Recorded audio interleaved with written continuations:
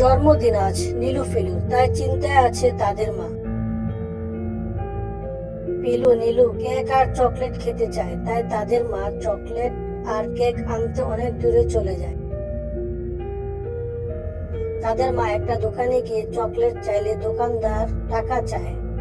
নীলুর মা বলে, আমি পরে টাকা দেব। তার মা বাকিতে নিতে চায়, কিন্তু দোকানদার টাকা ছাড়া দেবে না বলে দেয়।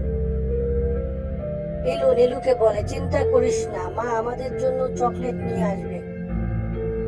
তাই তাদের মা রাজার কাছে যায়। রাজা তাদের একটা জাদুর গাছ দেয়।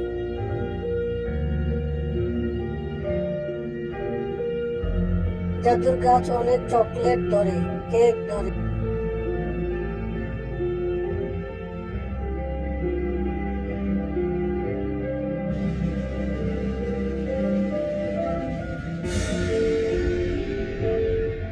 তাই তাদের জন্মদিনে অনেক আনন্দ হয়।